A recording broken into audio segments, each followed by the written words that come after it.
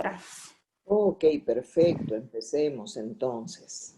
Ok, bueno, buenas tardes. Mi nombre es Ariana Solórzano, soy la residente de tercer año que va a exponer el día de hoy, pues, el tema de osteomielitis.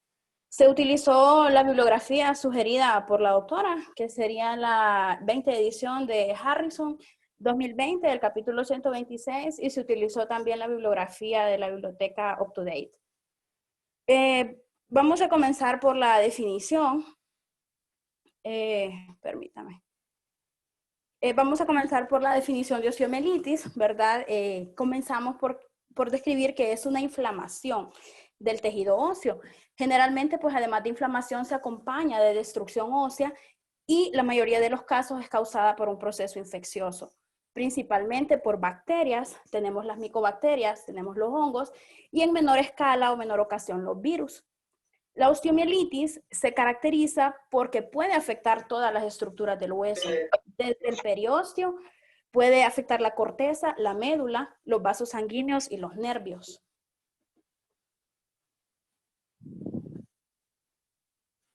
En la epidemiología, pues tomamos datos de lo que describe la 20 edición de Harrison, donde empieza a describir que en Estados Unidos la osteomielitis aguda tiene una frecuencia de 0.1 a 1.8% en la población sana de adultos. En los pacientes con diabetes mellitus tipo 2, después de que han sufrido una herida punzante en el pie, 30 a 40% tienen la probabilidad de complicarse con osteomielitis.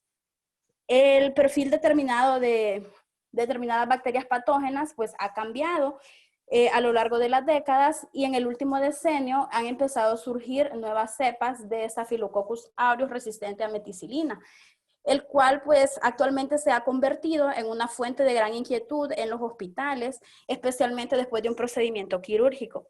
A diferencia de una osteomielitis causada por Staphylococcus aureus, una osteomielitis causada por una cepa de MRSA aumenta la mortalidad, así como los costos económicos del centro hospitalario. En cirugía ortopédica, para corregir lo que son las deformidades, cada vez más se está haciendo uso de materiales externos, como tornillos, placas, varillas, clavos, prótesis articulares, y con eso, pues, aumentando el riesgo de infección sobre osteomielitis. Cualquier instrumentación aumenta el riesgo de complicación con osteomielitis. Es más frecuente en aquellas situaciones, pues, donde no es posible reparar de inmediato una herida, donde no hay un laboratorio microbiológico adecuado y donde no se cuentan con los antibióticos adecuados, los cuales pues están limitados.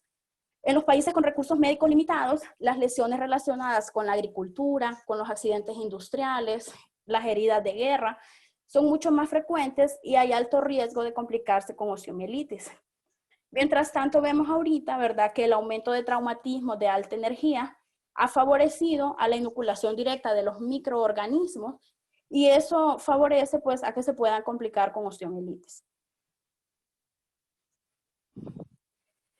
En los adultos jóvenes, la osteomielitis justamente ocurre en este contexto de los traumatismos de alto impacto y posteriormente pues una cirugía relacionada. Mientras que en los adultos mayores, la osteomielitis ocurre con mayor frecuencia como resultado de una diseminación contigua de la infección al hueso, ya sea desde tejidos blandos o las articulaciones adyacentes. Afecta más a hombres que a mujeres en una relación de 2:1. Y en los adultos, pues los huesos más afectados, sobre todo si es una osteomielitis hematógena, son las vértebras, mientras que en los niños son los huesos largos.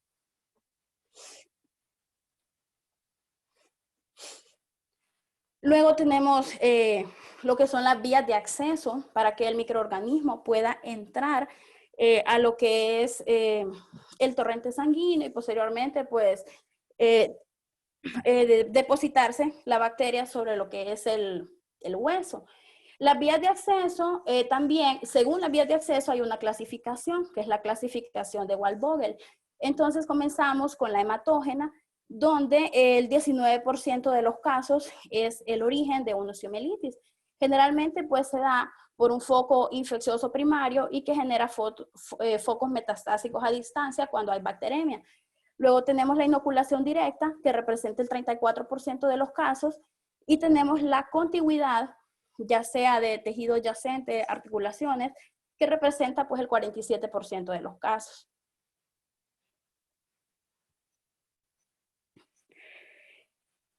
En la etiología, pues la etiología de la osteomielitis, pues es muy variada, como habíamos dicho primero, eran bacterias, micobacterias, hongos, incluso pues se han descrito algunos virus asociados con osteomielitis.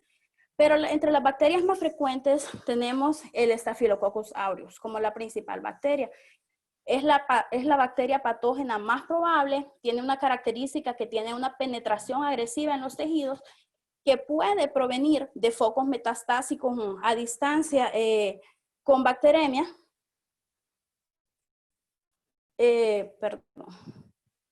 Con bacteremia y es necesario que cuando el paciente está con una osteomielitis por Staphylococcus aureus demasiado severa, contemplar lo más pronto posible la posibilidad de una cirugía. Tenemos otras bacterias como el Staphylococcus coagulasa negativo, en los cuales se ha relacionado con la presencia de material extraño o implantes, y esta bacteria se caracteriza pues por la producción de biopelículas, lo que le permite adherirse a lo que son esos implantes o material extraño. Tenemos los estreptococos que se diseminan rápidamente a través de los tejidos blandos.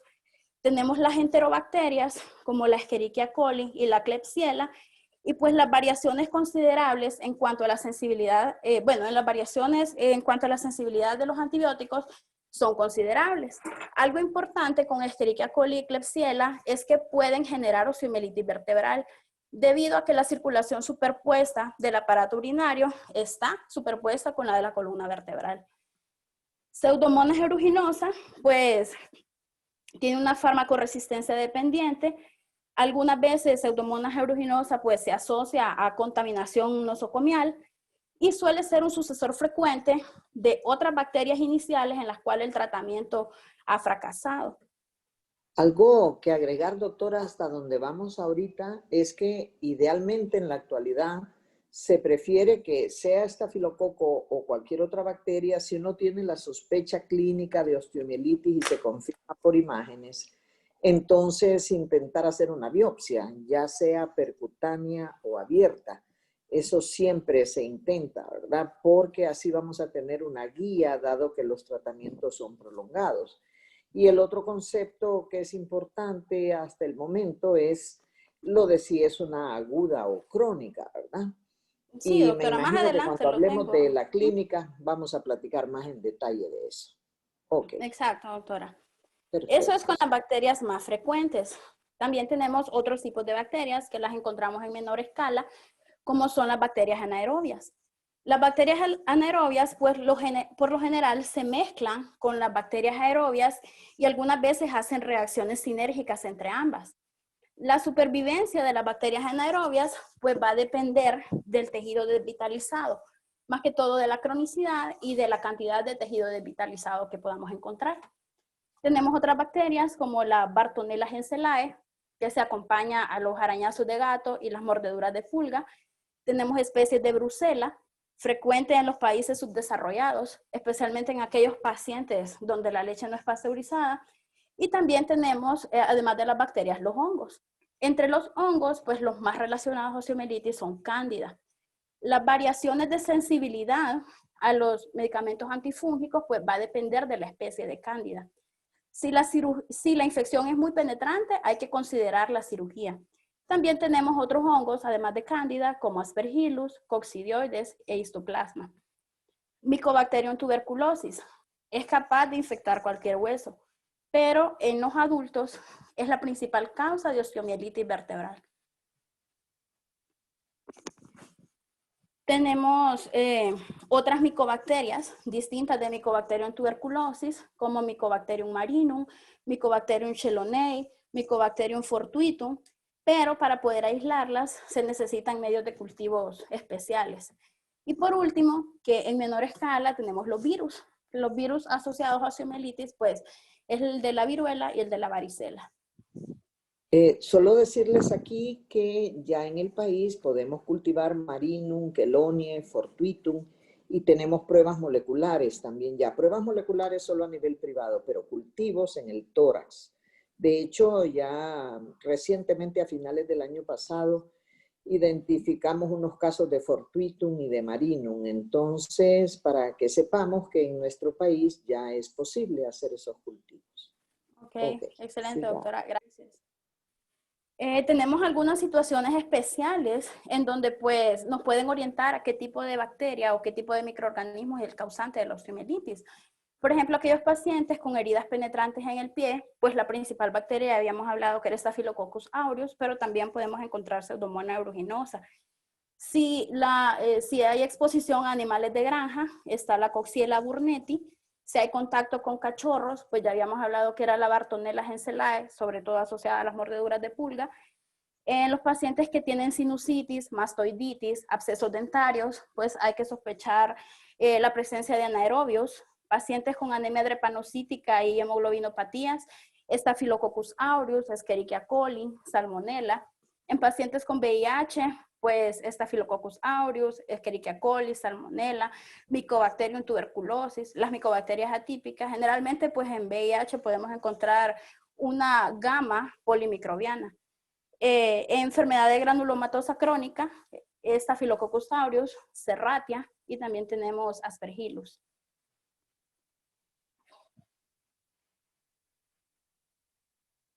En relación a la fisiopatología de la osteomielitis, pues ya habíamos hablado anteriormente sobre cuáles son las tres formas en que se puede adquirir lo que es el microorganismo en el interior del hueso, ya sea por una vía hematógena, por un foco contiguo de infección o por una herida penetrante. Generalmente, pues, la susceptibilidad del hueso a una infección ósea, pues, puede aumentar debido a ciertas causas, como es un traumatismo, porque generalmente pues en los traumatismos se pueden ver fracturas expuestas, hay isquemia.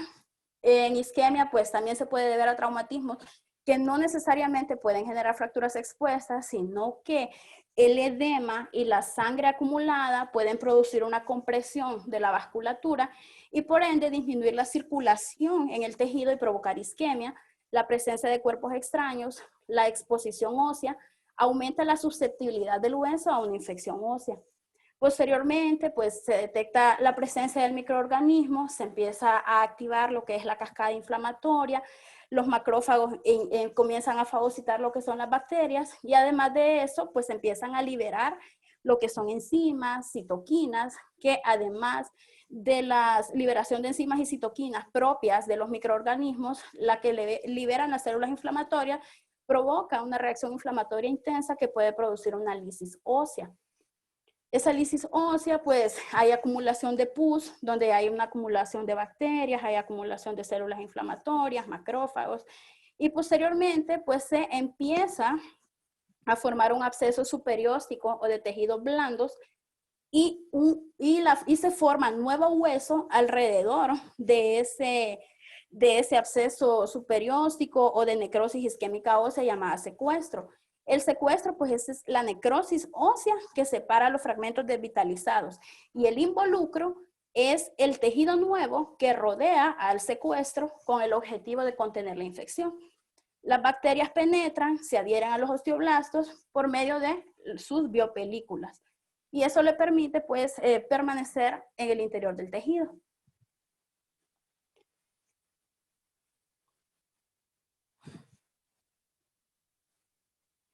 Tenemos algunos factores bacterianos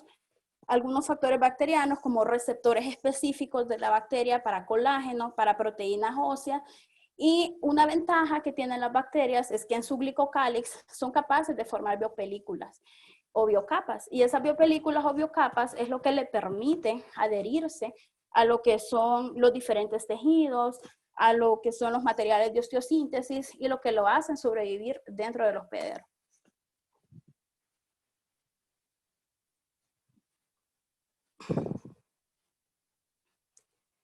Perdón, ahí solo agregar, doctora, que eso se favorece si nosotros en el sitio de la osteomielitis tenemos algo metálico, ¿verdad?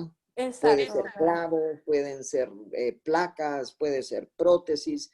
Entonces, las bacterias hacen con mucha facilidad biopelículas en ese material extraño, en ese material metálico. Por eso es que en muchos casos se tiene que recomendar retirarlo. Vamos a ver en qué casos sí, en qué casos no.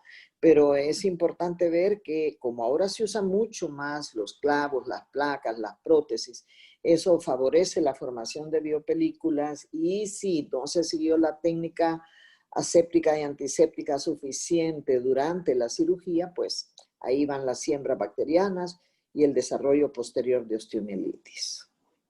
Así es, doctora. Entonces, como dijo la doctora, las bacterias que participan en la osteomielitis perduran porque son capaces de elaborar toxinas que lesionan aún más los tejidos, incluidos el hueso. Staphylococcus aureus en particular produce una gran variedad de citocinas, enzimas, toxinas que destruyen los tejidos y atenúa la respuesta de los neutrófilos. El estafilococo coagulasa negativo no es tan virulento como el Staphylococcus aureus, pero persiste gracias a una biopelícula que lo protege del hospedero y le permite vivir muchos años en las prótesis articulares, generando síntomas mínimos.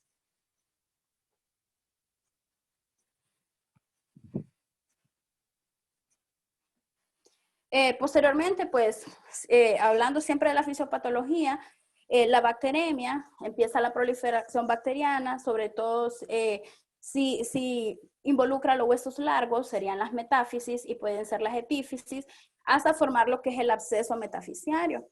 Se puede complicar el cuadro porque ese absceso metafisiario puede provocar un aumento de la presión intramedular, se pueden generar trombosis de los vasos, y debido a esa trombosis, pues también puede disminuirse la irrigación, isquemia ósea, empiezan a formarse áreas de secuestro, posteriormente involucro alrededor de secuestro y culmina en osteomielitis crónica. O puede llegarse a formar lo que es un absceso metafisiario, un absceso superióstico, abscesos de tejidos blandos, que generalmente cuando ya se complica con abscesos de tejidos blandos, empiezan a formar lo que es una fístula. Una fístula puede haber infección de la cavidad medular, necrosis ósea vascular, el involucro y la osteomielitis crónica. Generalmente, pues en la osteomielitis crónica se caracteriza porque hay presencia de muchas fístulas.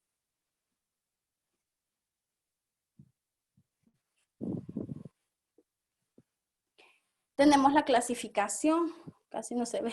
Bueno, tenemos la clasificación de la osteomielitis, que ya hablamos de la primera, según la vía de acceso, que es la de Wahl-Vogel, en donde dice que puede ser hematógena aguda, secundaria a un foco de infección por inoculación directa de la bacteria.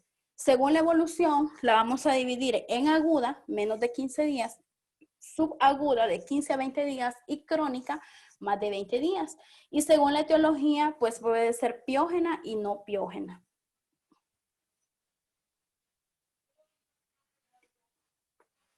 Luego, tenemos otra clasificación en osteomielitis crónica principalmente, en donde vamos a tomar como punto de partida los sitios anatómicos afectados.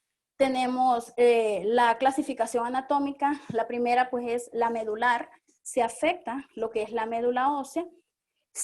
La segunda clasificación es superficial, es decir, que solo se afecta la corteza.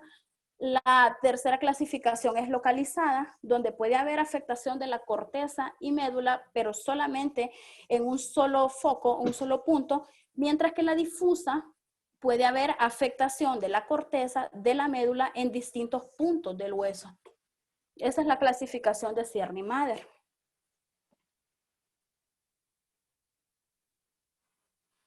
¿Cuáles son los factores de riesgo para que un paciente pues, se pueda complicar con osteomielitis? Generalmente aquellos pacientes que presentan desnutrición, aquellos pacientes inmunosupresos, ya sea por VIH, que reciben tratamiento con quimioterapia, con glucocorticoides, con inmunomoduladores o inhibidores del factor de necrosis tumoral. Los pacientes con diabetes mellitus tipo 2, generalmente porque estos pacientes la mayoría de los pacientes ya tienen lo que es la neuropatía periférica. Eso les impide en muchas ocasiones detectar las etapas iniciales de la infección, la cual pues se va propagando y puede llegar a osteomielitis. La edad avanzada, la obesidad, el uso de drogas inyectables, el alcoholismo, la presencia de material ortopédico, la enfermedad vascular periférica. Tenemos otras como las úlceras por decúbito, la presencia de endocarditis, que puede generar focos metastásicos bacterémicos a distancia, la presencia de dispositivos intravasculares permanentes, hemodiálisis y anemia de células falciformes. Pues estos son los factores de riesgo que están más asociados a complicarse con osteomielitis. El otro factor de riesgo, doctor, es la cirugía ortopédica, Okay. ¿verdad? En algunos Sí, casos también, ¿verdad? Porque hay muchos casos de osteomielitis que se producen después de colocación de instrumentos ortopédicos en los pacientes, además de lo que acabamos de mencionar. Sí, Sigamos. doctora. Con la osteomielitis hematógena, que ya habíamos hablado, que representaba el 19% de los casos, pues se produce por la presencia de focos primarios. Los focos primarios pues puede ser endocarditis, puede ser la presencia de abscesos periamigdalinos, la presencia de abscesos dentales, mastoiditis, otitis, y generalmente pues es que tengan otros factores importantes como malnutrición, enfermedad crónica, que estén inmunosupresos. La osteomielitis hematógena es muy común en los niños menores de 5 años y la ubicación de la osteomielitis hematógena en los niños es en las metáfisis de los huesos largos y en los adultos en las vértebras. El agente causal varía con respecto a la edad, pero el más frecuente es el Staphylococcus aureus.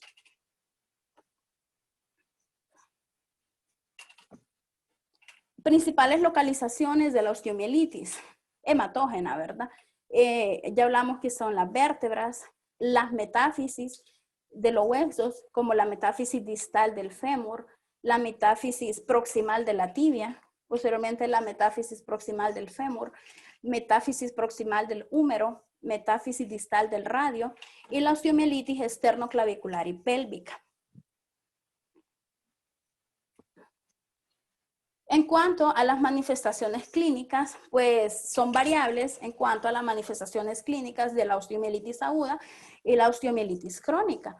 La osteomielitis aguda siempre tenemos que buscar un foco infeccioso previo y descartar de que no esté haciendo una diseminación hematógena.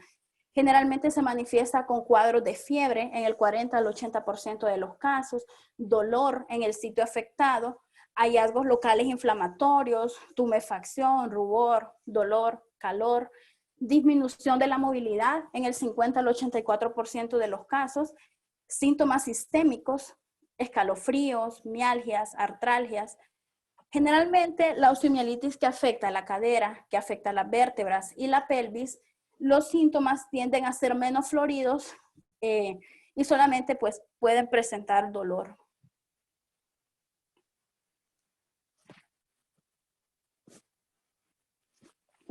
Mientras que en la osteomielitis crónica, que es la que sigue, osteomielitis crónica, se caracteriza siempre por presencia de dolor y edema, pero es intermitente en relación a cómo sucede en la osteomielitis aguda. La fiebre suele estar ausente y algo característico es la presencia de un trayecto fistuloso que supura.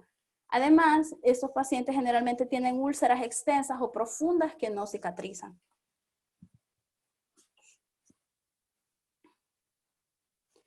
Para el diagnóstico de osteomielitis, pues tenemos que hacer uso de lo que es la clínica, historia clínica, examen físico, estudios de laboratorio, estudios de imagen y también estudios microbiológicos directos. Pues la historia clínica, más que todo, nos va a orientar en que si un paciente presenta dolor óseo acompañado de fiebre, nos debe hacer sospechar que puede estar cursando con una osteomielitis aguda hematógena mientras no se demuestre lo contrario. El diagnóstico de osteomielitis se basa más que todo en un alto índice de sospecha clínica y la confirmación se hace auxiliándose de los estudios laboratoriales y las técnicas de imagen. Y el diagnóstico microbiológico se alcanza en el 50 al 80% de los casos. Y depende de dónde tomamos la muestra, ¿verdad? Exacto, doctora. Perfecto. Cuando son hemocultivos, usualmente andamos alrededor del 50% cuando no es de origen hematógeno la osteomielitis. Cuando es de origen hematógeno puede llegar a 70, 80%, pero lo más seguro es del tejido óseo, ¿verdad? Pero eso implica una biopsia que puede ser percutánea con guía de TAC o puede ser abierta, ¿verdad? Así es. Ujú. Con las pruebas de laboratorio, pues las pruebas laboratoriales son inespecíficas y no siempre las vamos a encontrar alteradas. En un hemograma podemos ver el recuento de leucocitos que puede estar normal, pero el 60% puede estar elevado. La velocidad de sedimentación, que está elevada en el 80 al 90% de los casos. La proteína C reactiva, que está elevada en el 98% de los casos.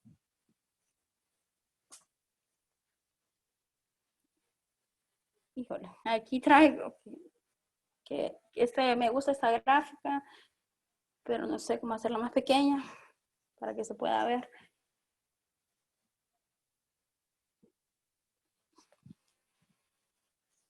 Esta gráfica lo que nos habla es una curva entre la relación del BES y el PCR, la evolución de ambos parámetros en la infección osteoarticular. Entonces, el BES se empieza a elevar generalmente a las 48 horas en el 25% de los casos y a las 3 y a las 4 semanas ya lo vamos a tener dentro de parámetros normales. A diferencia del PCR, que este se empieza a elevar en las primeras 8 horas y el pico máximo lo hace a los 2 días. Y a la semana del tratamiento antibiótico adecuado, pues tiende a normalizarse. No se pudo reducir. En cuanto al diagnóstico microbiológico, entonces estamos hablando de que puede ser directo, ya hablamos de los análisis de laboratorio, el directo generalmente está relacionado con el cultivo, que ya vimos que pueden ser de diferentes formas. Puede ser hemocultivos, cultivos directamente del hueso, cultivos de secreción, aunque no son confiables. Y después de eso, pues vamos a ver la identificación del microorganismo y el antibiograma para ver la sensibilidad al antibiótico. Nos podemos auxiliar de una tinción de Gram o de una tinción de 100 Nielsen, que nos va a ayudar en el 30% de los casos. Entonces, si empezamos con los hemocultivos, como nos dijo la doctora Palau, en el 50 al 60% de los casos están positivos en los pacientes con osteomielitis hematógena, pero generalmente la sensibilidad disminuye o el rendimiento disminuye en aquellos pacientes que ya tienen osteomielitis crónica, osteomielitis isquémica o una osteomielitis por contigüidad. Tenemos la toma del cultivo óseo, ya sea por punción o aspiración, como nos explicó la doctora, por medio del uso de agujas, el cual el 60 al 70% de estos cultivos tomados por esta técnica van a salir positivos. Con esta técnica, pues las articulaciones de las manos y las articulaciones metatarsofalángicas pues son las más difíciles de tomar por los tamaños de la aguja. Y luego tenemos lo que es la biopsia ósea, que es el mejor estudio directo para poder aislar el microorganismo. El 90% el cultivo es positivo. En estos pacientes es recomendable cuando el cultivo, morir una flor. Ayer la que se me para ni la infección aguantar. Bueno, cuando el cultivo es negativo, para poder realizar estudios histopatológicos y queremos ver las bacterias, las micobacterias y hongos. También tenemos el exudado de fístulas, pero esta no es recomendable debido a que pueden salir falsos positivos por la flora contaminante del trayecto fistuloso.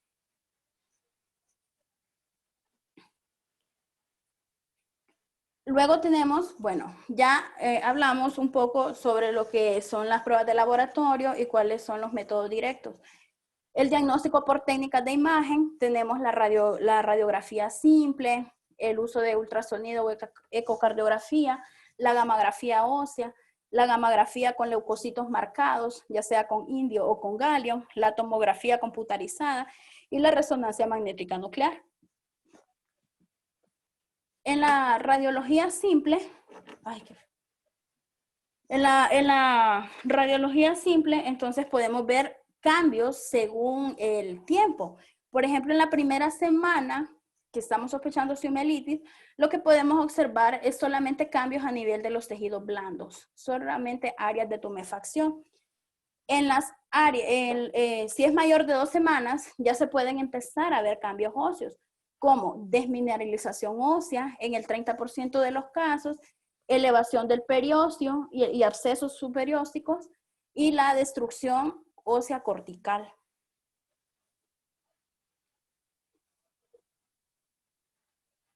Después de la 3ª semana, ya se empiezan a ver ya los cambios propios, pasando a lo que es una osteomielitis crónica. Áreas de osteolisis, múltiples áreas de secuestro y de involucro, y también esclerosis del hueso.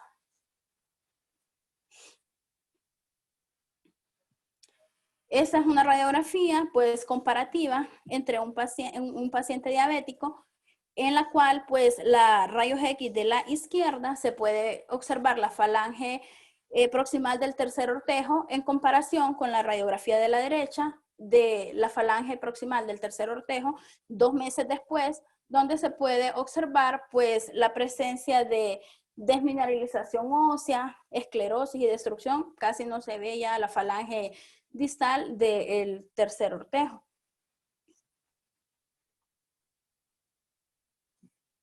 El ultrasonido pues es el otro método que nos puede ayudar a hacer diagnóstico, y este es muy útil ya que nos ayuda a detectar inflamación de los tejidos blandos en las primeras 48 a 72 horas.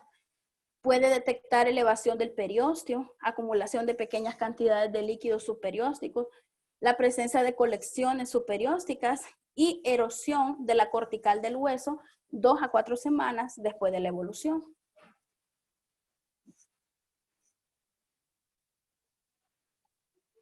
Tenemos la gammagrafía ósea, donde la gammagrafía ósea es la técnica más sensible para la detección de osteomielitis en las primeras 48 a 72 horas, en las que la rayos X pues, puede ser normal.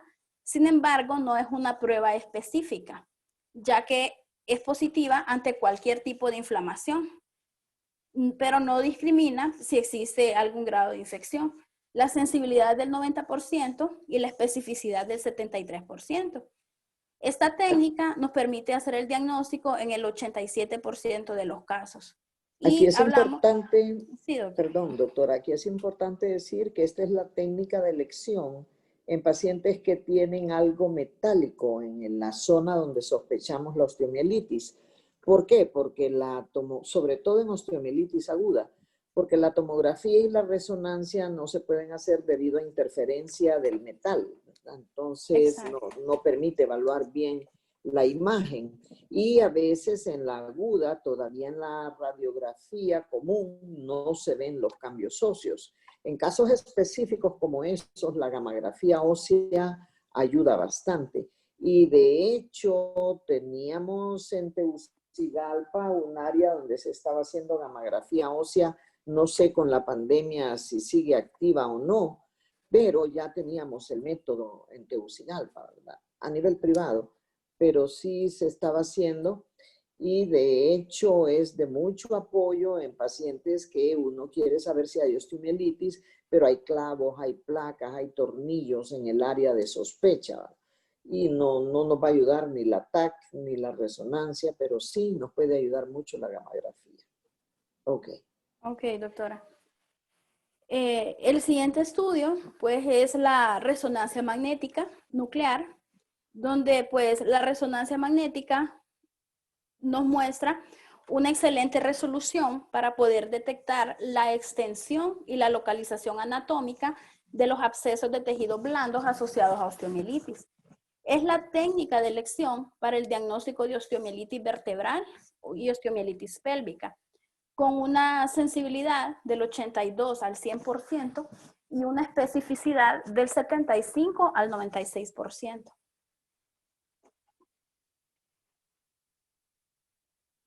Tenemos la tomografía computarizada tiene una utilidad limitada en el diagnóstico de osteomielitis aguda. Sin embargo, es más útil para el diagnóstico de osteomielitis crónica, la tomografía, que la resonancia magnética, ya que nos puede demostrar la presencia de destrucción cortical y áreas de secuestro óseo.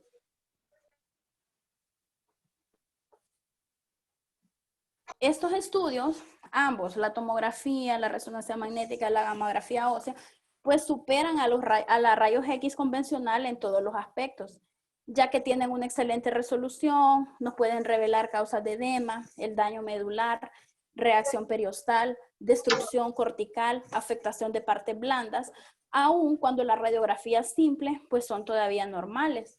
Aquí podemos ver pues un ejemplo donde hay una osteomielitis aguda tibial distal, donde la rayos X pues no muestra mayores hallazgos. Sin embargo, al realizar lo que es la resonancia magnética, ya se puede observar la presencia de derrame tibio-astragalino e inflamación de las partes blandas posteriores circundantes.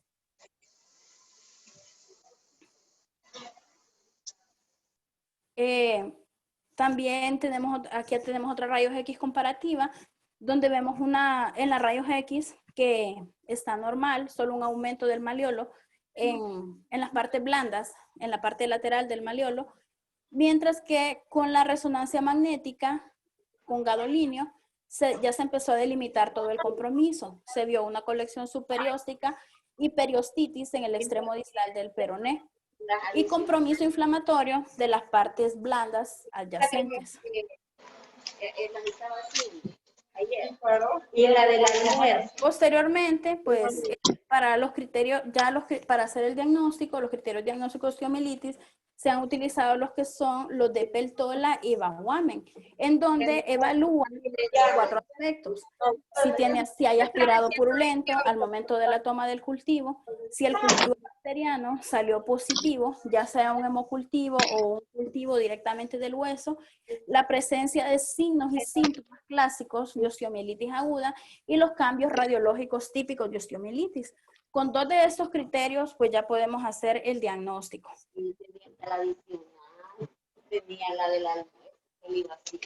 Luego tenemos, resumiendo, el algoritmo para llegar al diagnóstico de osteomielitis. Entonces, tenemos el diagnóstico clínico apoyándose también con el diagnóstico microbiano. Tiene las manifestaciones clínicas, se le hace una rayos X simple. Si encontramos datos de osteomielitis, pues nos quedamos con la rayos X, pero si el paciente tiene todavía manifestaciones clínicas, alta sospecha de osteomielitis y la rayos X no demuestra ningún hallazgo, pues procedemos a la gamografía ósea. Si la gamografía ósea encontramos hallazgos, nos quedamos con la gamografía ósea. Si con la gamografía ósea no encontramos hallazgos, seguimos con la sospecha, pues nos vamos con las otras técnicas como la tomografía computarizada, la resonancia magnética y al final terminando en una biopsia ósea, si fuese necesario. Y para el diagnóstico microbiano, bien.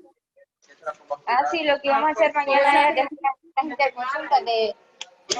Para el diagnóstico microbiano, pues cultivar las áreas de absceso, hemocultivos y si se tomó la biopsia, mandar a cultivar esa muestra de biopsia. Bueno, ahí hay un concepto importante, doctora, y es que si uno puede, si la condición clínica del paciente lo permite, es ideal que uno pudiera suspender, si a un caso el paciente estaba con cobertura antibiótica previa, 48 a 72 horas los antibióticos antes de hacer las biopsias para tratar de evitar que interfiera los antibióticos con la biopsia. Y eso es un concepto que se intenta hasta donde se puede, ¿verdad? Si el caso lo permite. Ahora, uno se tiene que ir con antibióticos empíricos en casos específicos. Por ejemplo, en los pacientes con osteomielitis vertebral hematógena y que tienen focalización neurológica o compresión medular o tienen abscesos paravertebrales, ¿verdad? Presentes en las imágenes. O también en pacientes que están sépticos, ¿verdad? En esos pacientes, ni modo, uno inicia tratamiento empírico. En los demás, perdón, si da chance, pues disculpen. En los demás, si da chance, se prefiere dar tiempo a tomar la biopsia, ¿verdad? Porque en algunos, sobre todo osteomielitis crónica, pues no es una cuestión aguda, si han esperado meses o años, pueden esperar un par de días a tener el germen aislado. Ok, sigamos. Ok, doctora.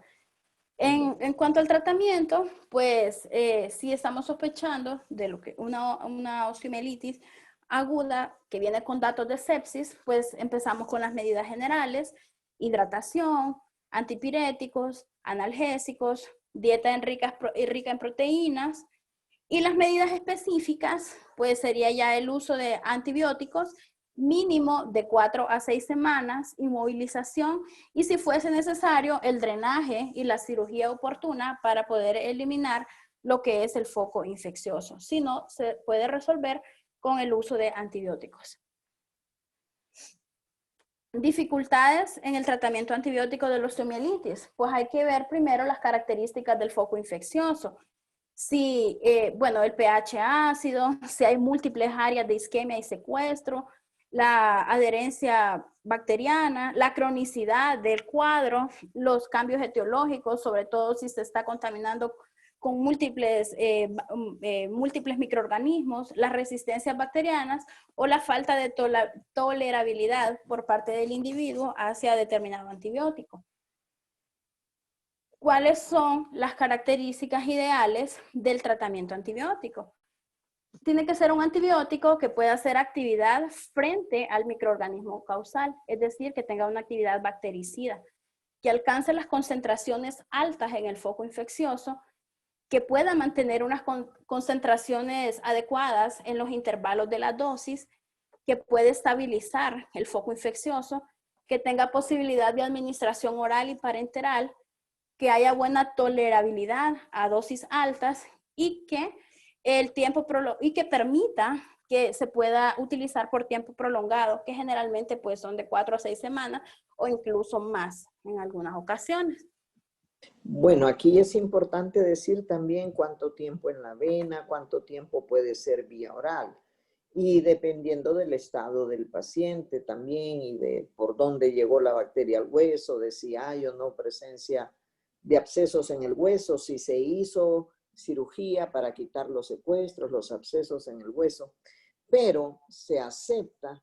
De lo más común en adultos es la vertebral hematógena, ¿verdad? Entonces se acepta allí que uno pueda usar 2 semanas endovenosas y después completar con vía oral si hay un antibiótico al que sea sensible el germen aislado, que se pueda absorber bien por tubo digestivo y que nos aseguremos que va a haber cumplimiento por parte del paciente. En los otros tipos de osteomielitis, pues también uno puede, dependiendo del caso, 2 a 4 semanas en la vena y luego poder completar con vía oral.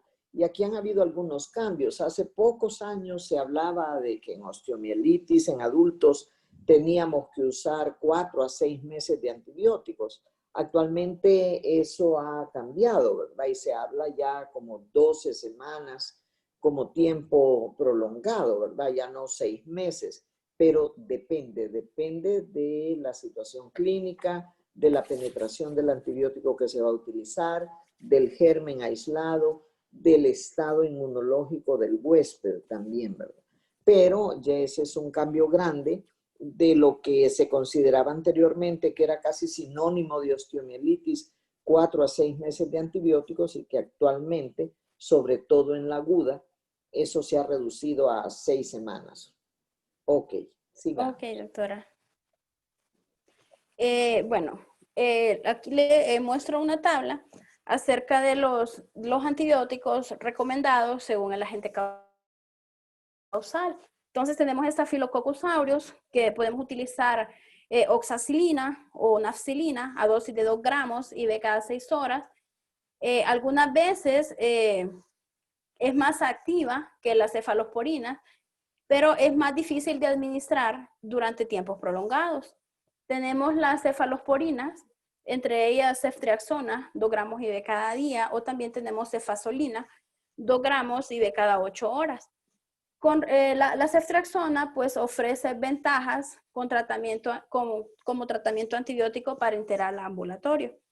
También tenemos la clindamicina, que se pueden utilizar a dosis de 600 a 900 miligramos IV cada 8 horas.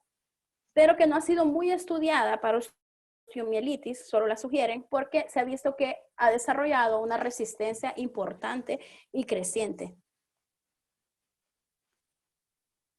Si tenemos Staphylococcus aureus resistente a meticilina, pues ya la gama de antibióticos pues es más amplia. Vemos vancomicina, donde se pueden utilizar dosis de carga de 20 miligramos por kilo y dosis de mantenimiento de 15 miligramos por kilo cada 12 horas. O hacer ajustes según la tasa de filtrado glomerular del paciente. Las cepas con una concentración inhibitoria mínima mayor de 2 no siempre van a responder bien al tratamiento. También tenemos la daptomicina, 4 a 6 miligramos por kilo cada día, es prometedora, pero existe inquietud sobre los efectos adversos que pueden surgir en terapias prolongadas. Tenemos el Linezolid, 600 miligramos IV o vía oral cada 12 horas. No se conoce mucho sobre su eficacia ni efectos adversos cuando es como terapia a largo plazo, y la actividad del Linezolid pues es bacteriostático. Tenemos la teicoplanina a dosis de 12 miligramos por kilo cada 12 horas durante 3 a 5 dosis y posteriormente dosis de 12 miligramos por kilo al día. Luego tenemos lo que son los estreptococos. Los estreptococos se puede utilizar penicilina cristalina, 5 millones de unidades cada 6 horas, o pueden utilizarse 20 millones en 24 horas en infusión. Pero no todos los estreptococos van a ser sensibles. Si los pacientes no son sensibles si los estreptococos no tienen sensibilidad a lo que son las penicilinas, pues a la penicilina cristalina se puede cambiar a ceftriaxona, 1 gramo o 2 gramos IV cada día, y ampicilina, 2 gramos IV cada día como otras opciones. Tenemos los enterococos, Perdón, doctora, aquí depende de la concentración inhibitoria mínima del estreptococo. Los que son bien sensibles, que son aquellos con una concentración inhibitoria mínima menor de 0.12 microgramos por ml, esos responden muy bien a PENI, ¿verdad? Lo que pasa es que estamos hablando de infusión continua o 5 millones cada 6 horas, ¿verdad? Entonces es un poco complicado en ese sentido. Pero si ya tenemos un estreptococo intermedio, que son aquellos que están entre 0.12 a 0.20, ahí funciona mejor ceftriaxona, ¿verdad? Cuando son intermedios a PENI.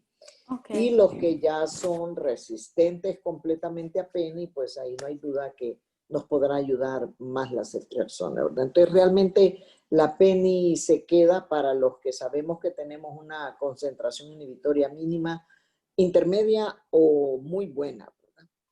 Y ceftriaxona mejora su papel en las intermedias y resistentes a estrepto. Okay. Gracias, doctora.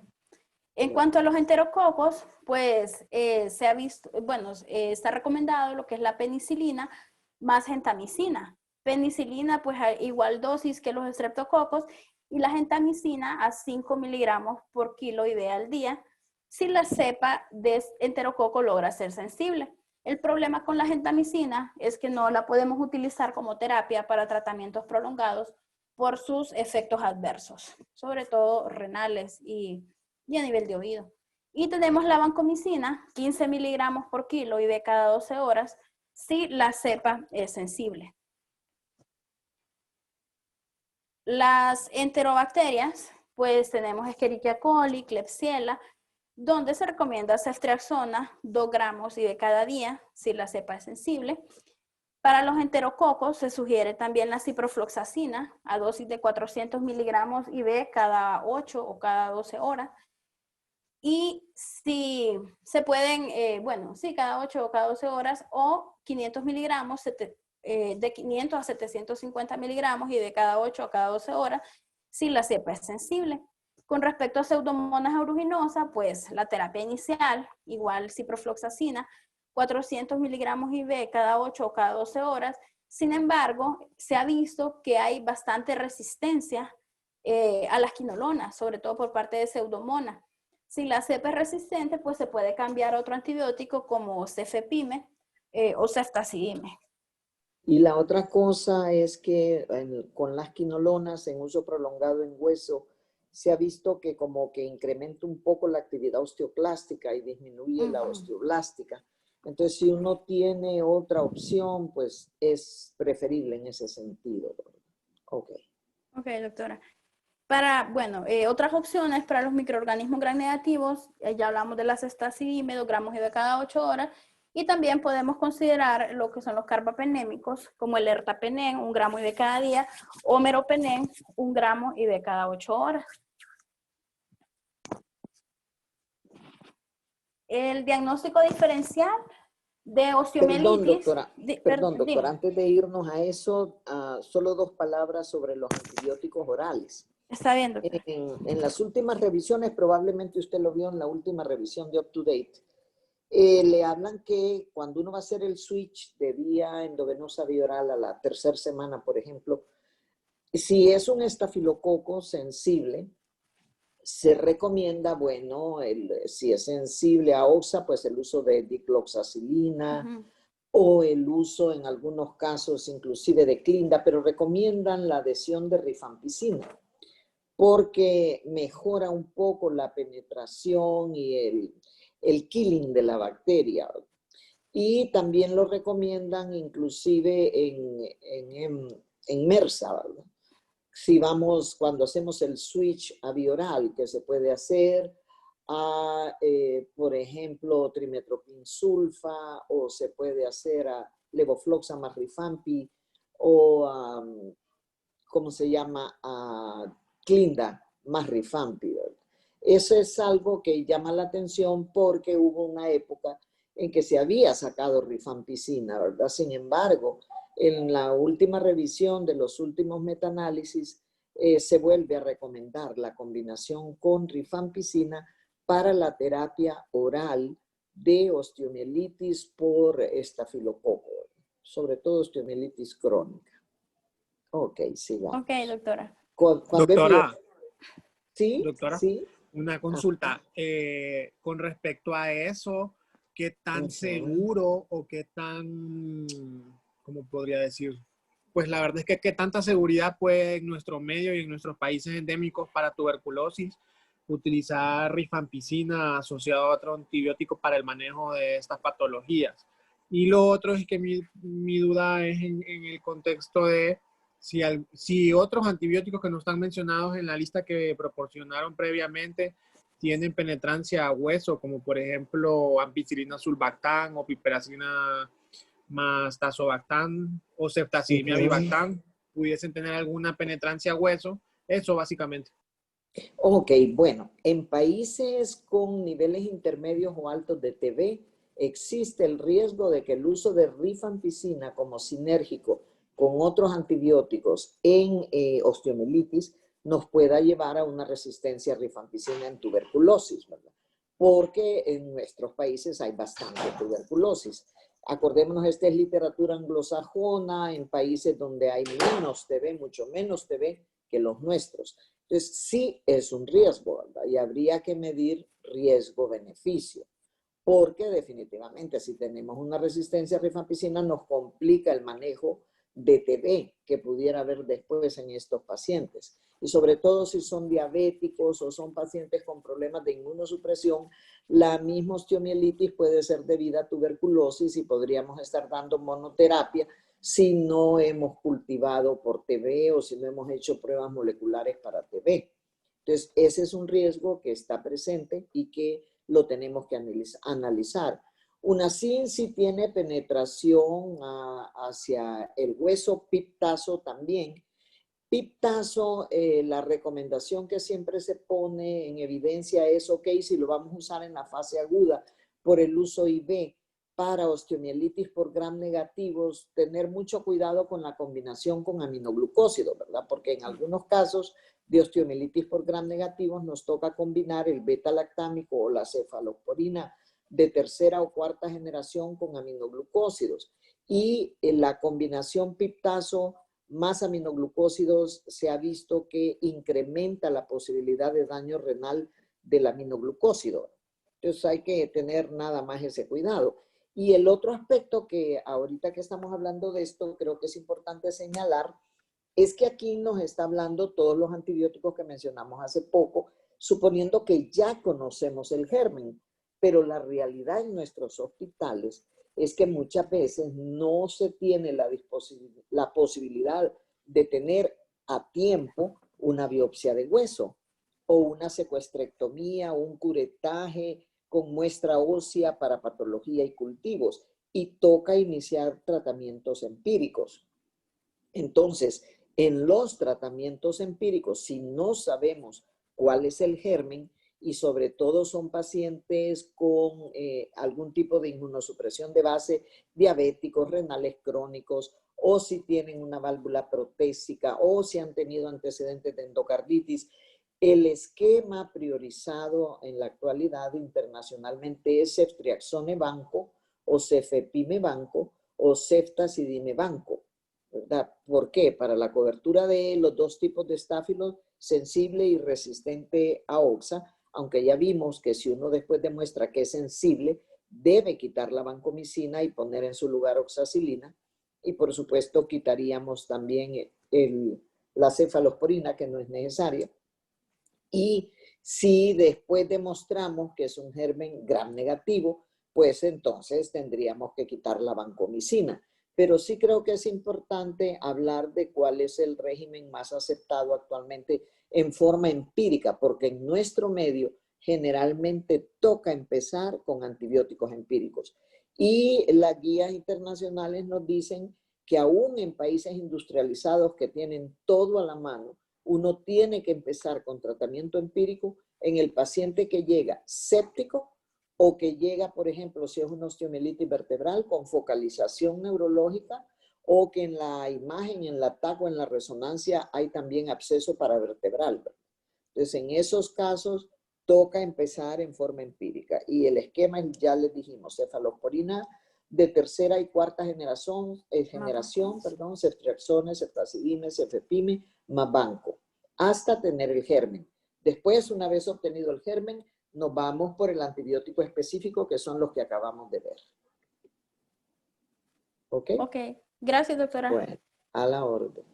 En el diagnóstico diferencial de osteomielitis, pues tenemos la artritis séptica, celulitis, la presencia de tromboflebitis, la presencia de tumores óseos como tumor de Ewig o osteosarcoma, fracturas por estrés, fiebre reumática aguda, artritis reumatoide, leucemia aguda, infarto óseo por anemia drepanocítica o una hiperostosis cortical. Generalmente porque en todas estas patologías está presente lo que es el dolor óseo y pueden haber cambios inflamatorios que nos pueden enmascarar el diagnóstico. Las complicaciones de la osteomielitis las dividimos en complicaciones tempranas y las complicaciones tardías. Las complicaciones tempranas pues puede ser artritis séptica, embolia séptica, endocarditis bacteriana o meningitis, sobre todo la vertebral, como habla la doctora. Y las tardías, osteomielitis crónica, la presencia de fracturas, deformaciones óseas, alteraciones del crecimiento. Esas son las complicaciones de la osteomielitis aguda. Y la osteomielitis crónica pues se puede complicar con fracturas patológicas recurrentes, acortamiento del miembro de la extremidad, deformidad angular o la aparición de neoplasias como el SEA de células escamosas. También tenemos en la siguiente diapositiva la malignidad de osteomielitis crónica. Además del carcinoma de células escamosas, tenemos el carcinoma de células reticulares y los fibrosarcomas. Y la prevalencia de malignidad y osteomielitis crónica para malignidad pues es de 1.2 a 1.6%. Tenemos otras formas especiales de osteomielitis crónica, que generalmente pues son casos que no tienen una sintomatología aguda tan aparente, que generalmente pues el paciente está en buen estado general, son pacientes adolescentes o personas jóvenes y que la localización más común son las metáfisis del fémur y la tibia. Esas formas especiales de osteomielitis crónica pues tenemos el absceso de Brody, la osteomielitis esclerosante de Garre y la osteoperiostitis albuminosa de Ollier. El absceso de Brody pues se caracteriza porque es una forma localizada de osteomielitis crónica. Está localizada en cierto sector del hueso, se atribuye a microorganismos de baja virulencia. Generalmente el 50% de los cultivos pues se aísla Staphylococcus aureus. Se pueden afectar las metáfisis de los huesos largos, de los miembros inferiores, generalmente la metáfisis distal de la tibia, y se caracteriza por dolor intermitente de larga evolución, generalmente nocturno, con sensibilidad local. El diagnóstico diferencial pues son tumores óseos y el tratamiento sería el curetaje y la antibioticoterapia. La osteomielitis esclerosante de Garre es una forma crónica de baja virulencia, pero a diferencia del absceso de Brody, que es una forma localizada de osteomielitis crónica, la osteomielitis esclerosante de Garre es una forma crónica y difusa, que se caracteriza por una condensación ósea difusa de un hueso largo, provocando un dolor neurálgico rebelde, difícil de tratar, de predominio nocturno, debido a la tensión intraósea que genera. El tratamiento consiste en resecar la cortical esclerosada, descomprimir la médula, y generalmente no suele encontrarse pus. El diagnóstico diferencial, la enfermedad de Paget.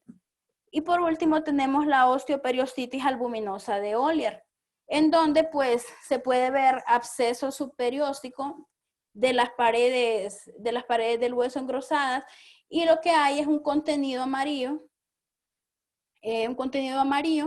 La sintomatología pues es variable y el tratamiento es drenaje, tratamiento quirúrgico.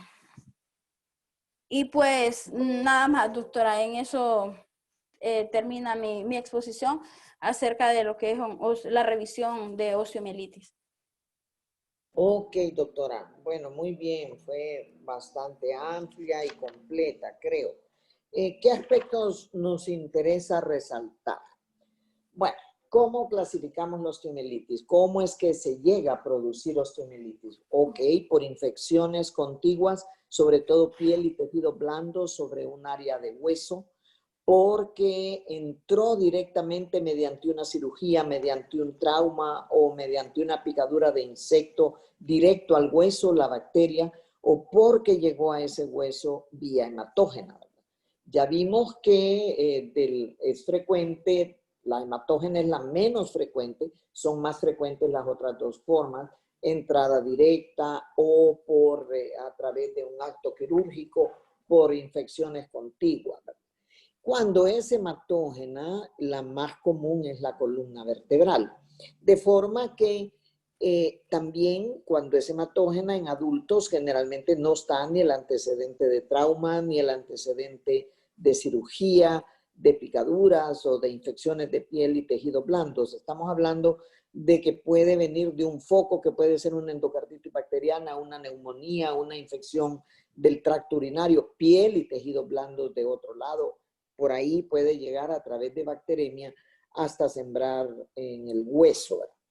¿Por qué las infecciones en hueso tardan tanto? ¿Por qué los tratamientos tienen que ser mucho más prolongados que en otros órganos cuando se infectan? Pues por la pobre vascularidad que tenemos a nivel óseo, ¿verdad?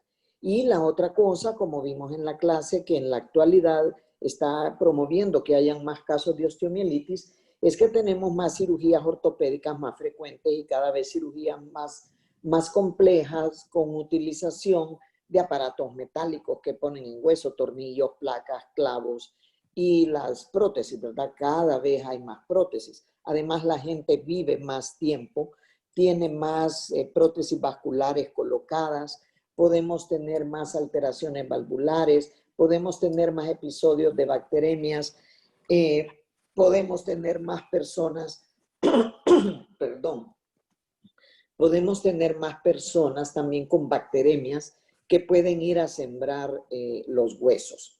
Ok, la otra clasificación que vimos es la aguda, la crónica, ¿verdad? Siendo la aguda, usualmente estamos hablando menos de 15 días, la crónica más de 20 días y la intermedia está entre 15 y 20 días. Ok, empecemos con aguda, que son las clasificaciones más usadas, que la hematógena o por contigüidad o por ingreso directo, la aguda y la crónica, son las más utilizadas. En una aguda, ¿cómo se podría manifestar? Bueno, generalmente es por un dolor a nivel musculoesquelético, ¿verdad? Un dolor que se puede ir volviendo cada vez más intenso. Si se acompaña de fiebre, es más fácil el diagnóstico, pero hay casos en donde puede no acompañarse de fiebre. Si está el antecedente de una infección previa en otro lugar o una bacteremia previa, eso también volvería un poco más fácil el diagnóstico. Pero las otras, no hay, si hay antecedente de trauma, por supuesto, ¿verdad? Si no existe ese antecedente, esas son tal vez las que son más difíciles de diagnosticar, sin antecedente de trauma, sin antecedente de cirugía, sin antecedente de infección previa en otro lugar, simplemente un dolor musculoesquelético en un área específica y que al examen físico podemos tener dolor a la compresión del área. Muchas veces no vamos a encontrar ni eritema ni tumefacción en esa zona. Si por examen físico nosotros hallamos fístulas, hallamos heridas quirúrgicas, las cosas se vuelven más fáciles, ¿verdad? Porque ahí, con solo la presencia de la fístula, nosotros ya podemos pensar en una osteomielitis crónica.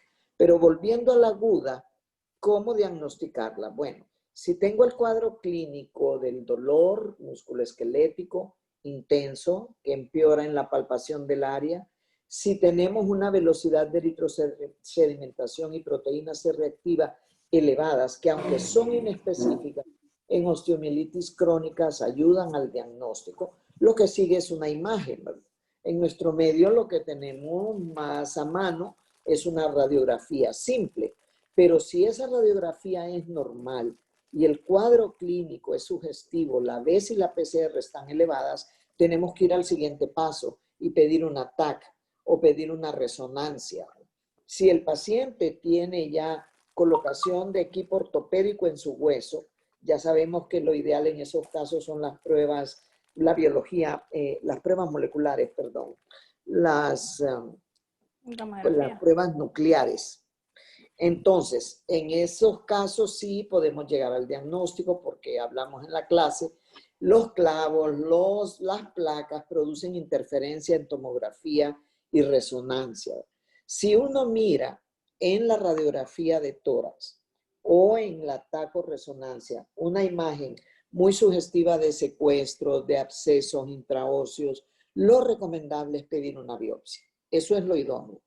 Y pedir que esa biopsia pueda ser, si ese hueso tiene secuestros y tiene abscesos, lo ideal es abierta, ¿verdad? Porque de todas maneras el ortopeda va a tener que ir a curetear ese hueso, a drenar esos abscesos, a quitar el tejido devitalizado y de paso le pedimos que nos tome muestra del hueso y muestra del tejido devitalizado para cultivarlo, ¿verdad? Y se debe cultivar por bacterias aerobias y anaerobias, por hongos, por micobacterias. Hongos y micobacterias sobre todo en pacientes con inmunosupresión de base o cronicidad del cuadro.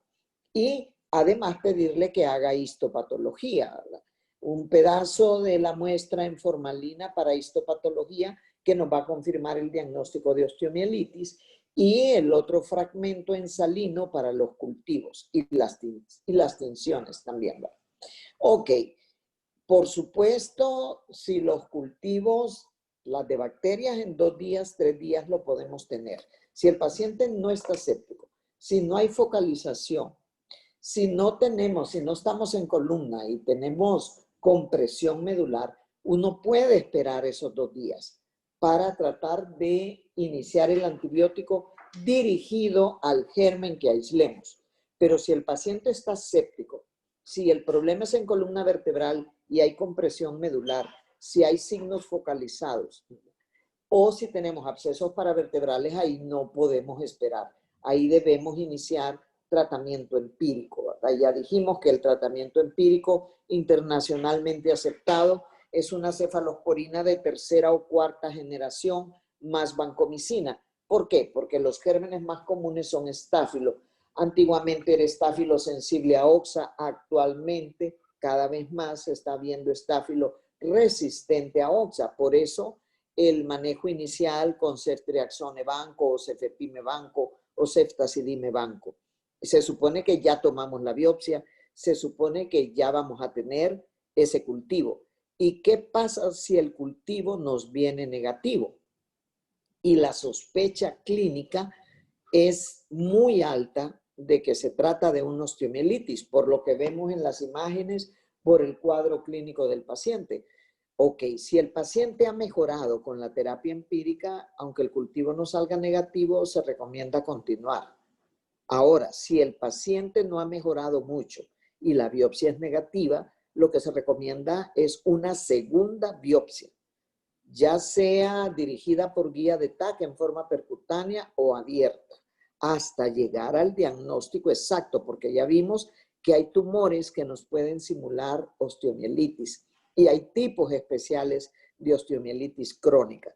Si después de 2 biopsias, ok, en la segunda obtenemos un germen, perfecto, nos guiamos por sensibilidad.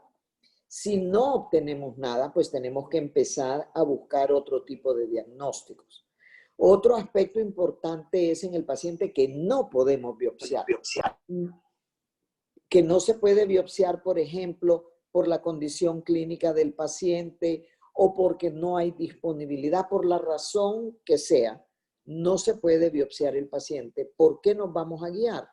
Nos vamos a guiar por el cuadro clínico, si mejora o no mejora, si bajan los blancos, si disminuye la BES, si disminuye la proteína C reactiva y el dolor disminuye. Es una de las cosas más llamativas es que generalmente la osteomielitis, el paciente puede quejarse de un dolor importante y cuando iniciamos el tratamiento antibiótico adecuado, ese dolor disminuye y generalmente disminuye en las primeras 2 semanas de tratamiento antibiótico. Ok, entrando a osteomielitis crónica o osteomielitis después de una cirugía. ¿Cómo sabemos que es crónica? Pues por la imagen de secuestro, la imagen de abscesos intraóseos que generalmente se forman después de la segunda semana de estar los gérmenes adentro del hueso o por la presencia de trayectos fistulosos, ¿verdad? Entonces, en estos casos, como ya es un problema crónico, con mayor razón tenemos que intentar hacer las biopsias y tener cultivos, porque aquí podemos encontrar con más frecuencia que en las agudas la presencia de tuberculosis, la presencia de hongos, sobre todo en inmunosupresos, en pacientes con VIH, en diabéticos descompensados, en pacientes con quimios, y ahí es mandatorio hacer las biopsias.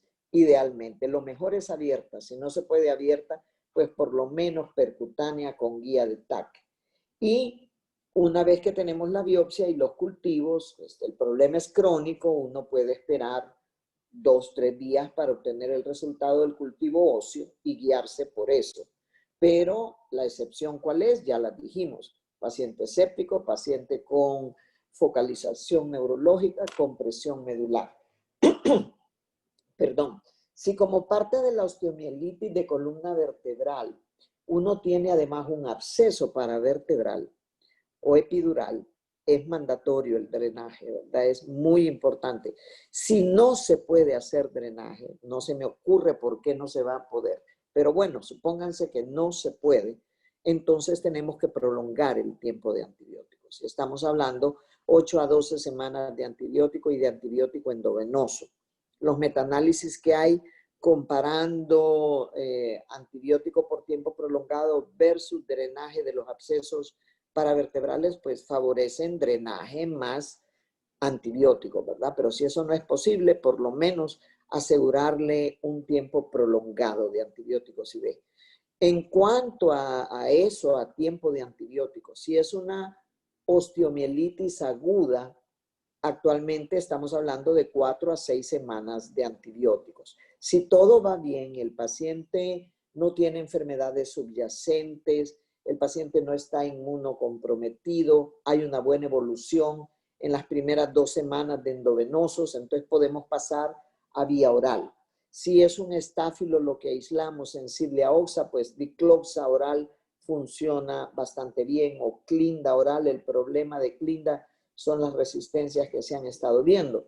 Si lo que aislamos es un MRSA, pues entonces estamos hablando de trimetoprim sulfa, o estamos hablando también de clinda, o estamos hablando de linezolid oral, que tiene una muy buena absorción. ¿Cuánto tiempo? Hasta completar 6 a 8 semanas, ¿verdad? Pero ya no son los 6 meses de que se hablaba previamente, anteriormente, hace pocos años.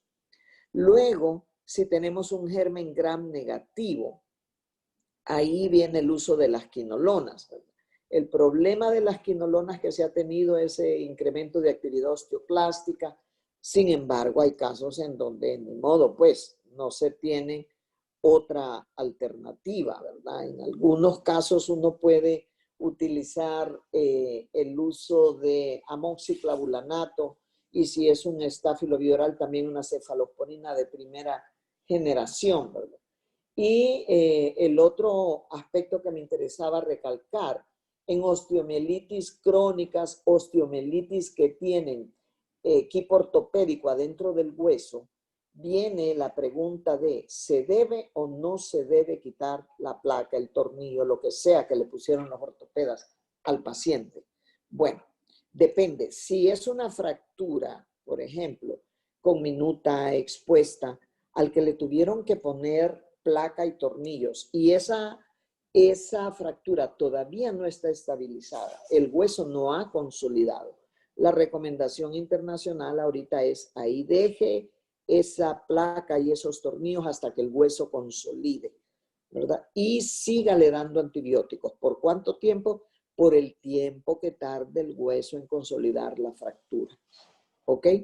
Ahora, si es una fractura que ya está consolidada y que ortopédicamente hablando no necesita tener por más tiempo la placa, los tornillos, los clavos, la recomendación es quíteselo, porque eso va a facilitar la curación ósea. Y el tiempo de antibiótico pues se queda siempre alrededor de 6 a 8 semanas.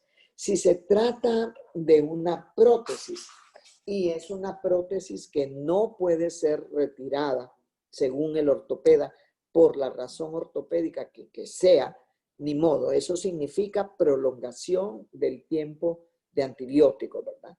Y si es una infección que ha involucrado la prótesis, en esos casos se prefiere el retiro de la prótesis. Y una vez que se retira la prótesis, se da de 2 a 3 semanas de antibiótico en la vena, y si la prótesis es indispensable, después de ese tiempo se vuelve a colocar una segunda prótesis y se continúan los antibióticos durante un par de semanas después de la segunda prótesis. Pero esto usualmente ya son casos menos frecuentes o un poco más complejos. Todos estos casos tienen que manejarse en equipo con el ortopeda, ¿verdad? Porque ellos conocen indicaciones o no de si podemos o no retirar esa prótesis, ¿verdad? Realmente, o si podemos o no retirar el equipo que sea que han usado en el hueso de ese paciente. Creo que esas son de las cosas que más comúnmente vamos a ver, de las interconsultas que les pueden hacer. Otro aspecto importante. En el paciente que no le pudieron hacer biopsia por cualquier motivo, pero que tiene el cuadro clínico sugestivo, es muy importante hemocultivos. Si en el hemocultivo ustedes aíslan un germen sugestivo de ser el causante de la osteomielitis, por ejemplo, Staphylococcus aureus, ya sea MRSA o sea sensible a OXA, con ese resultado de hemocultivo, más el cuadro clínico, más la imagen radiológica sugestiva, ustedes tienen justificación suficiente para iniciar tratamiento empírico en ese paciente. ¿Verdad? Es otra situación clínica a la que nos vemos enfrentados con alguna frecuencia. No lo pueden biopsiar, no hay cupo en ortopedia, no hay cupo en quirófano, lo que ustedes quieran, ¿verdad? Pero cuadro clínico sugestivo, velocidad de eritrosedimentación elevada, PCR elevada, imagen radiográfica sugestiva, hemocultivo positivo, dar tratamiento. en una situación clínica como esa, aún con hemocultivo negativo, se justifica que demos tratamiento y veamos si hay resolución del cuadro clínico. No sé si tienen dudas, preguntas. Doctora, Ajá, fíjese que yo tengo una pregunta, pero es más que todo un caso clínico. claro que sí, veamos. Fíjese, doctora, que es un paciente con antecedente ser nefrópata en programa de hemodiálisis, Ajá, con un catéter Permacat de hemodiálisis, no con una fístula, sino que con el catéter. Y ok. ese paciente tuvo múltiples hospitalizaciones por un aumento de volumen en la región supraclavicular. Ajá, Luego volvió a ser hospitalizado hace un par de semanas porque la masa aumentó de tamaño con cambios inflamatorios locales y se le hizo un estudio de imagen, una tomografía, ajá, en la cual se reportaba que tenía una colección heterogénea que se extendía desde la región supraclavicular izquierda y que disecaba planos profundos alcanzando el mediastino interior y que aproximadamente tenía un volumen de 200 ml. ok. Y aparte de ello, también imágenes nodulares en ambos campos pulmonares, Ok, de características infecciosas, los nódulos, ajá, que no los caracterizaban como accesos. Bueno, el caso es que este paciente lo ingresaron con cobertura antibiótica con vancomicina y ceftazidime y luego reciben un cultivo donde el paciente hemocultivo se aísla un Staphylococcus aureus, pues la verdad que es sensible a la mayoría de los gérmenes, sensible a la mayoría de los antibióticos a los cuales se les hace antibiograma en el hospital escuela. Entonces decidieron desescalar y dejarle clindamicina y siempre la ceftazidime, porque era sensible a clindamicina el Staphylococcus. Pero, y era un Staphylococcus vulnificus, el que se aisló en esa ocasión. ajá. Y entonces, luego vuelve a hacer fiebre el paciente. Una pregunta, doctor. ¿Y qué hicieron con toda la colección? ¿La No sé, drenaron con vía de TAC? ¿O qué fíjese que esa hicieron? se presentó al servicio de cirugía y ellos hicieron un drenaje local, no fue en quirófano, sino que un drenaje al pie de la cama, para el cual se tomó cultivos nuevamente y en ese segundo cultivo lo que encontraron fue Staphylococcus aureus. En el primero es un Staphylococcus Un hemolítico, fue lo que... vulnífico. Ajá, Sí. exacto. Y en Ajá. el segundo lo que reportan es que se aísla un Staphylococcus aureus que solamente es sensible a teicoplanina, pero no le hicieron sensibilidad para vancomicina, que desconocemos si era porque no habían discos en el hospital o porque realmente tenía alguna resistencia a la vanco. Y Y le tenía, repito, perdón, ¿tenía sensibilidad a OXA ese Staphylococcus aureus o no? tenía sensibilidad a oxacilina, pero era resistente. ¿Cómo O así que sea, tenía sensibilidad a OXA pero era resistente?